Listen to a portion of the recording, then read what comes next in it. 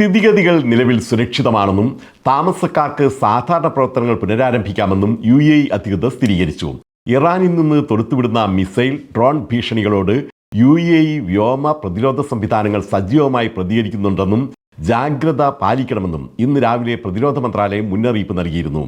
ഇപ്പോൾ സ്ഥിതിഗതികൾ സുരക്ഷിതമാണെന്നാണ് അറിയിച്ചിട്ടുള്ളത്. അതേസമയം ഔദ്യോഗിക ഉറവിടങ്ങളിൽ നിന്ന് മാത്രം വിവരങ്ങൾ നേടാനും കിംവദന്തികളോ സ്ഥിരീകരിക്കാത്ത വിവരങ്ങളോ പ്രചരിപ്പിക്കുന്നത് ഒഴിവാക്കാനും അധികൃതർ പൊതുജനങ്ങളോട് നിർദ്ദേശിക്കുന്നു.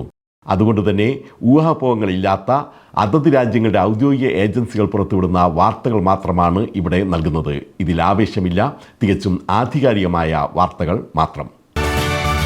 അബുദാബിയിൽ കാറിൽ മിസൈൽ പതിച്ചു, ഒരാൾ മരിച്ചു. അൽബഹിയ പ്രദേശത്ത് ഒരു സിവിലിയൻ വാഹനത്തിൽ മിസൈൽ പതിച്ചതിനെ തുടർന്ന് പലസ്തീൻ പൗരൻ കൊല്ലപ്പെട്ടതായി അബുദാബി അധികൃതർ അറിയിച്ചു. ദുബായ് അന്താരാഷ്ട്ര വിമാനത്താവളത്തിന് സമീപം ഡ്രോൺ ആക്രമണം, ഇന്ധന ടാങ്കിൽ തീപിടുത്തം. എയർപോർട്ട് സ്ട്രീറ്റും എയർപോർട്ട് ടണലും താൽക്കാലികമായി അടച്ചതായി ദുബായ് പോലീസ് അറിയിച്ചു. അതേസമയം താൽക്കാലികമായി നിർത്തിവച്ചിരുന്ന വിമാന സർവീസുകൾ ഘട്ടം ഘട്ടമായി പുനരാരംഭിക്കുമെന്ന് ദുബായ് സിവിൽ ഏവിയേഷൻ അതോറിറ്റി അറിയിച്ചു. ഡ്രോൺ ആക്രമണം, ഫുജൈറ പെട്രോളിയം പ്ലാന്റിൽ തീപിടുത്തം. പരിമിതമായ തീപിടുത്തം മാത്രമേ ഉണ്ടായിട്ടുള്ളൂവെന്നും ആർക്കും പരിക്കില്ലെന്നും ഫുജൈറ ഗവൺമെന്റ് മീഡിയ ഓഫീസ് പുറത്തിറക്കിയ ഔദ്യോഗിക പ്രസ്താവനയിൽ അറിയിച്ചു. എയർ ഇന്ത്യ എക്സ്പ്രസ് ദുബായിലേക്കും തിരിച്ചുമുള്ള വിമാനങ്ങൾ ഇന്നത്തേക്ക് റദ്ദാക്കി.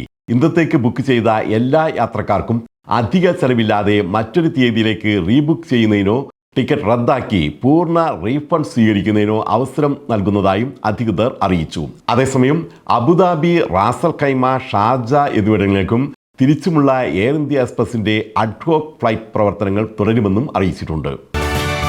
യുദ്ധം 17ാം ദിവസം, ഇറാനിൽ തീമഴ. US ഇസ്രായേൽ സൈന്യങ്ങൾ ഇറാനിൽ ബോംബാക്രമണം തുടരുകയാണ്. ടെഹ്റാൻ, ഹമദാൻ, ഇസ്ഫഹാൻ എന്നിവയുൾപ്പെടെയുള്ള നഗരങ്ങൾ ആക്രമിച്ചു. നിരവധി ഇസ്രായേലി നഗരങ്ങളിൽ നാശനഷ്ടങ്ങൾ റിപ്പോർട്ട് ചെയ്തിട്ടുണ്ട്. ഇറാന്റെ ഡ്രോൺ ഫാക്ടറികളെയാണ് അമേരിക്ക ലക്ഷ്യമിടുന്നതെന്ന് US പ്രസിഡന്റ് ട്രംപ് മുന്നറിയിപ്പ് നൽകി. ഇറാനിൽ ഇപ്പോഴും ആയിരക്കണക്കിന് ആക്രമണ ലക്ഷ്യങ്ങളുണ്ടെന്നാണ് ഇസ്രായേൽ മുന്നറിയിപ്പ്. ലെബനനിൽ ഉടൻ കരയുദ്ധം ആരംഭിക്കുമെന്നും ഇസ്രായേൽ മുന്നറിയിപ്പ് നൽകുന്നുണ്ട്. ഇറാനും പ്രത്യാക്രമണങ്ങൾ തുടരുകയാണ്. മധ്യ ഇസ്രായേലിൽ ഇറാന്റെ വ്യോമാക്രമണ സൈറണുകൾ മുഴങ്ങുകയാണ്. ഇറാഖിലെ ജെർഫ് അൽ-സക്കർ പ്രദേശത്ത് അമേരിക്കൻ താവളത്തിന് നേരെയുള്ള ഇറാന്റെ വ്യോമാക്രമണത്തിൽ 3 പേർക്ക് പരിക്കേറ്റു. യുദ്ധം ഇനിയും നീളും. യുദ്ധം ഏറെ ആഴ്ചകൾ കൂടി നീണ്ടു നിൽക്കുമെന്നാണ് ഇസ്രായേൽ സാംസ്കാരിക കായിക മന്ത്രി മിക്കി സോഹർ അറിയിച്ചത്. തൻ്റെ രാജ്യം വരും ദിവസങ്ങളിൽ ഒരു സംഘർഷാവസ്ഥയ്ക്ക് തയ്യാറെടുക്കണമെന്നും അദ്ദേഹം ജനങ്ങൾക്ക് മുന്നറിയിപ്പ് നൽകി. ഹോർമൂസ് കടലിടുക്ക് ലോകരാജ്യങ്ങൾക്ക് ട്രംപിന്റെ മുന്നറിയിപ്പ്. ഹോർമൂസിൽ പോലീസ് ചെയ്യാൻ സഹായിക്കുന്നതിന് 7 രാജ്യങ്ങളുമായി ചർച്ച നടത്തിവരികയാണെന്നും വളരെ ചെറിയ ഈ ശ്രമത്തെ പിന്തുണയ്ക്കാൻ ഏതൊക്കെ രാജ്യങ്ങൾ മുന്നോട്ട് വരുമെന്ന് കാണാൻ രസകരമായിരിക്കുമെന്നും ഡൊണാൾഡ് ട്രംപ് പറഞ്ഞു. തങ്ങളെ സഹായിക്കാത്ത രാജ്യങ്ങൾക്കെതിരെ ഭാവിയിൽ ശത്രുതാപരമായ നിലപാട് സ്വീകരിക്കുമെന്ന് തന്നെയാണ് അദ്ദേഹം മുന്നറിയിപ്പ് നൽകുന്നത്.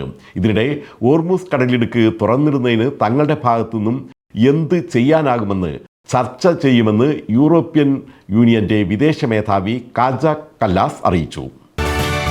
സൗദി അറേബ്യക്കെതിരെ ഇന്നും ഡ്രോൺ ആക്രമണം. ഇതുവരെ 63 ഡ്രോണുകളാണ് തങ്ങൾക്ക് നേരെ ഇറാൻ വിക്ഷേപിച്ചതെന്ന് സൗദി പ്രതിരോധ മന്ത്രാലയം അറിയിച്ചു. കിഴക്കൻ പ്രവിശ്യയെയും റിയാദിനെയും ലക്ഷ്യമിട്ടുള്ള എല്ലാ ഡ്രോണുകളും തടഞ്ഞു നശിപ്പിച്ചതായി മന്ത്രാലയ വക്താവ് മേജർ ജനറൽ തുർക്കി അൽ മാലിക്കി അറിയിച്ചു. സൗദി അറേബ്യയിലെ ഇറാൻ അംബാസിഡർ അലി റേസ എനായതി ഇറാനിൽ നിന്നുള്ള ആക്രമണം ഒഴിവാക്കാൻ ശ്രമിച്ചതിന് മണിക്കൂറുകൾക്കകമാണ് പുതിയ ആക്രമണങ്ങൾ നടന്നത്. അതേസമയം ഇറാനിയൻ നിർമ്മിത ഷാഹദ് ഡ്രോണുകൾ എന്ന പേരിൽ തങ്ങളുടെ ശത്രുക്കളാണ് സൗദിയിൽ ലൂക്കാസ് ഡ്രോൺ വിന്യസിക്കുന്നതെന്നാണ് ഇറാന്റെ സൈനിക കമാൻഡ് അവകാശപ്പെടുന്നത്. UAEയുടെ ചില ഭാഗങ്ങളിൽ അസ്ഥിരമായ കാലാവസ്ഥയും നേരിയ മഴയും. വരുന്ന വെള്ളിയാഴ്ച വരെ നേരിയ മഴയ്ക്ക് സാധ്യതയുണ്ടെന്നാണ് റിപ്പോർട്ട്. ഇന്ന് രാവിലെ തീരപ്രദേശങ്ങളിൽ ഈർപ്പമുള്ള അന്തരീക്ഷമാണ് അനുഭവപ്പെട്ടത്. ആകാശം ഭാഗികമായി മേഘാവൃതമാണ്.